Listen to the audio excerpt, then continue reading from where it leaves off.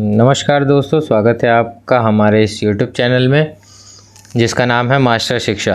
Knowledge is everything.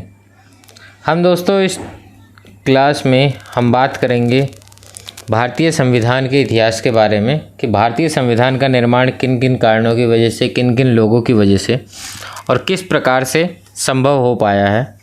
इसके बारे में हम मास्टर शिक्षा की क्लास में आज हम बात करेंगे। तो चलिए शुरू करते हैं दोस्तों, अपना टाइम बर्बाद ना करते हुए। दोस्तों इस क्लास में आपको बहुत ही ज़्यादा मज़ा आने वाला है, तो कृपया इस वीडियो को ध्यान से देखें और इसके सारे क्वेश्चन जितने भी भारतीय संविधान के इतिहास से बनते हुए हैं वो सारे आपके एग्ज़ाम में आने की संभावनाएं हैं। तो चलिए शुरू करते हैं। भारतीय संविधान का इतिहास। अगर हम बात करें दोस्तों, भारत में संविधान सभा की औपचारिक रूप से जो मांग थी वो सबसे पहले 1934 में मानवेंद्र नाथ रॉय ने रखी थी इसकी मांग। इसके बाद अगस्त प्रस्ताव के बारे में बात करें तो एक अगस्त प्रस्ताव था जो कि 8 अगस्त 1940 को भारत के तत्कालीन वायसराय लॉर्ड लिनलिथगो ने करी थी। अगस्त प्रस्ताव में ही भारतीयों के लिए स्वयं का संविधान होना चाहिए, ऐसा इसमें बात बोला गया।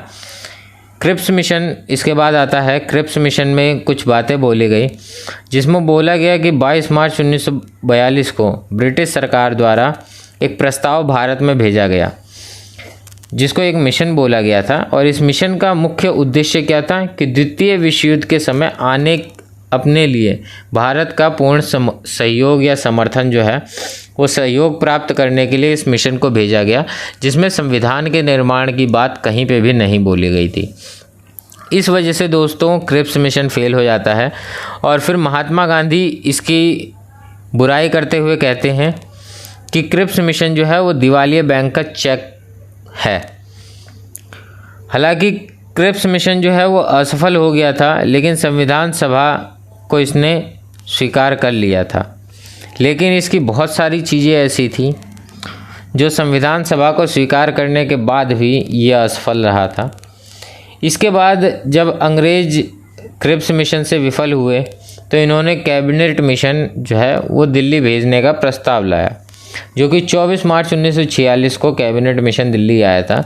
इसमें 3 सदस्यीय जो लोग थे वो इसमें शामिल थे, जिसमें लॉर्ड पैथिक लॉरेंस जो कि भारत सचिव थे, सर स्टैफोर्ड क्रिप्स तथा एपी अलेक्जेंडर, ये 3 लोग जो थे वो इस कैबिनेट मिशन के अंदर शामिल थे। और इसको किसने भेजा था? 1946 में ब्रिटेन के तत्कालीन प्रधानमंत्री थे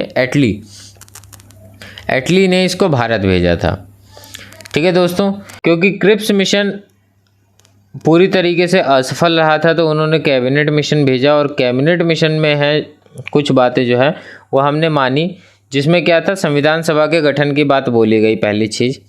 फिर संविधान में सदस्य मनोनीत करने के लिए और निर्वाचित करने के लिए इन्होंने बात रखी जिसमें 10 लाख व्यक्तियों पर एक सदस्य शामिल होगा। इसके बाद दोस्तों संविधान सभा के सदस्य जो बने 389 टोटल सदस्य बने थे, जिसमें से 292 निर्वाचित थे और 4 चीफ कमिश्नर प्रांत के थे, जिसमें दिल्ली, अजमेर, मेरवाड़, कुर्ग और बलूचिस्तान ये शामिल थे। इसके अलावा ये सारे निर्वाचित सदस्य थे और 93 जो थे देसी रियासतों से मनोनीत सदस्य जो थे वो संविधान सभा में शामिल हुए। मनोनीत सदस्य किसे कहते हैं? जिसे राजा द्वारा जिसे मनोनीत करना, यानी नॉर्मली क्लास का मॉनिटर जो है वो अध्यापक जो है अपनी मर्जी से बना देता है, ना कि स्टूडेंट की मर्जी से। तो इस तरीके से ये मनोनीत किया गया। इसके बाद दोस्तों हम बात करेंगे संविधान सभा की पहली बैठक होती है 9 दिसंबर 1946 को। संविधान सभा की बैठक हुई जिसमें से 389 सदस्य छट के आए थे। इन्होंने अपनी पहली बैठक करी 9 दिसंबर 1946 को, जिसकी अध्यक्षता किसने की थी दोस्तों? सच्चिदानंद सिन्हा ने की थी। और ये सबसे बुजुर्ग व्यक्ति थे उस टाइम के जिन्होंने इसकी अध्यक्षता करी थी, और इनकी ज़्यादा उम्र की वजह से ही इनको अस्थायी अध्यक्ष के रूप में स्वीकार किया गया था। इसके अलावा मुस्लिम लीग ने संविधान सभा का बहिष्कार किया था। विंस्टन चर्चिल का कहना था कि संविधान सभा की बैठक एक ऐसा विवाह है जिसकी दुल्हन ही गायब है। यानी अगर हम इसकी बात करें विंस्टन चर्चिल की, तो ये इसमें ये कहना चाहते हैं कि संविधान सभा जो है वो पूरी तरीके से हिंदुओं की सभा थी, जिसमें से मुस्लिम जो थे या अन्य वर्ग जो थे जो भारत में रह रहे हैं, सिख, ईसाई या मुस्लिम, वो इसके अंदर बिल्कुल या तो नाम मात्र थे या तो थे ही नहीं। तो इसकी बात बोली गई। इसके बाद दोस्तों हम बात करते हैं संविधान सभा की बैठक में 211 सदस्यों ने भाग लिया था और इस 211 सदस्यों में से 9 संख्याएं जो थी वो महिलाओं की थी। इसके अलावा हम बात करें कि छठ के तो हमारे जो सदस्य थे वो यहाँ पे 389 जो है वो सदस्य छठ के आए थे, लेकिन ये संविधान सभा में कम कैसे हो गए? तो इसके 2 प्रमुख कारण थे। मुस्लिम लीग का बहिष्कार, जिसमें से 73 जो हैं लोग जो हैं वो मुस्लिम लीग के कारण, बहिष्कार के कारण वो पाकिस्तान चले गए। और इसके अलावा देसी रियासतों का भविष्य तय न होना, यानी देसी रियासतों में से भी कुछ लोगों ने संविधान सभा में नहीं आए। इसके बाद दोस्तों बात करते हैं दूसरी बैठक की।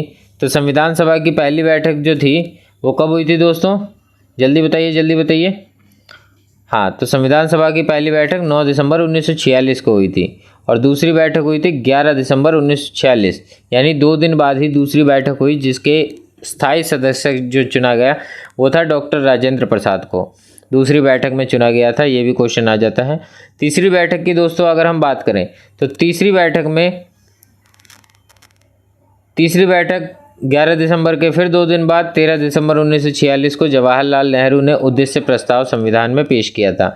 तो कौन सी बैठक में किया था दोस्तों? तीसरी बैठक में संविधान सभा को पेश किया गया था। इसके बाद 22 जनवरी 1947 को उद्देश्य प्रस्ताव को स्वीकार किया गया और यह वर्तमान में उद्देशिका का आधार है। यानी वर्तमान में जो भी उद्देशिका है, हमारा उद्देश्य प्रस्ताव जो भी है, उसको 22 जनवरी 1947 में इसको स्वीकार कर लिया गया था। इसके बाद दोस्तों डॉक्टर भीमराव अंबेडकर के योगदान की बात करते हैं कि डॉक्टर भीमराव अंबेडकर का इसके अंदर क्या योगदान रहता है। तो पहली बार डॉक्टर भीमराव अंबेडकर मुंबई से चुनाव लड़ते हैं, दूसरी बार बंगाल से मुस्लिम लीग की सहायता से चुनाव लड़ते हैं और चुनाव जीत जाते हैं। बंगाल की सीट पूर्वी पाकिस्तान में चली जाती है। इसके बाद दोस्तों बीजी खेर जो है ये आते हैं, इसमें एक पत्र लिखते हैं और एम जयकर की सीट खाली करते हैं। यानी ये पत्र लिखते हैं बीजी खेर और एम जयकर की सीट जो है वो खाली होती है और फिर उस सीट से मुंबई संविधान सभा के सदस्य जो हैं वो भीमराव अंबेडकर चुने जाते हैं। संविधान सभा के प्रारूप जो था वो BN राव ने तैयार किया था और ये ICS अधिकारी थे उस समय के।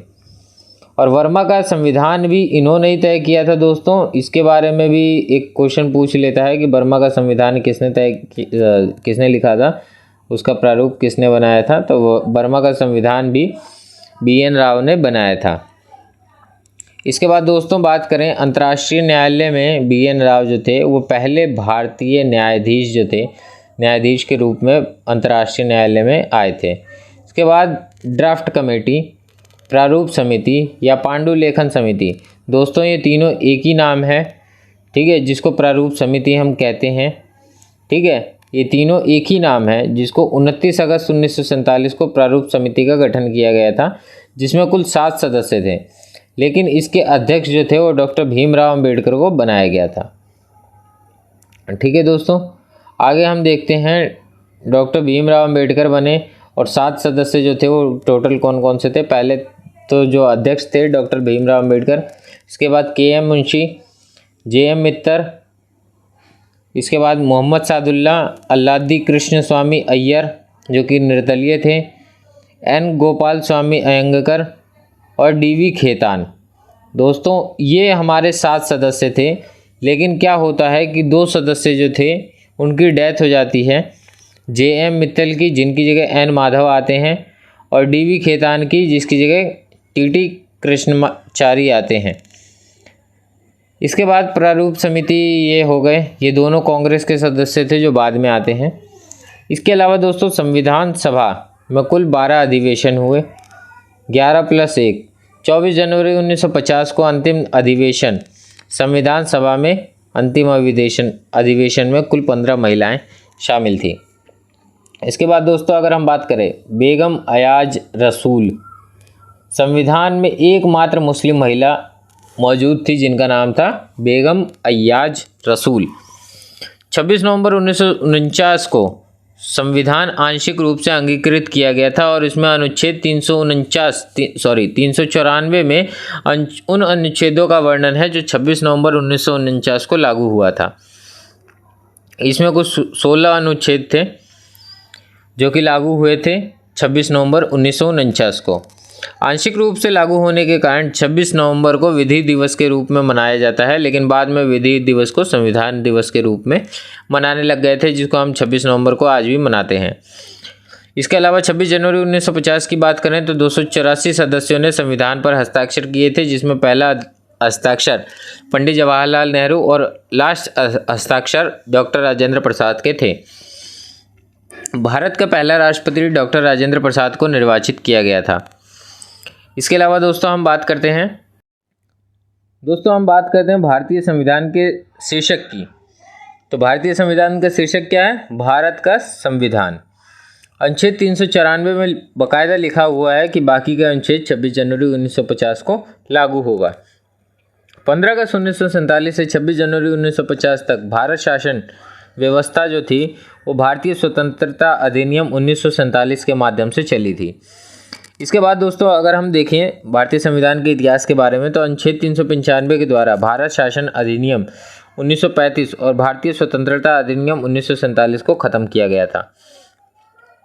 दोस्तों ये बहुत इंपॉर्टेंट लाइन थी जो कि 1995 अनुच्छेद 1995 के बारे में बताया गया है। इसके द्वारा ही भारतीय शासन अधिनियम 1935 और 1947 को ख़त्म किया गया था। इसके बाद दोस्तों बात करते हैं संसद की पहली बैठक जो थी वो 13 मई 1952 को हुई थी और पहला संविधान संशोधन जो था 1951 को किया गया था।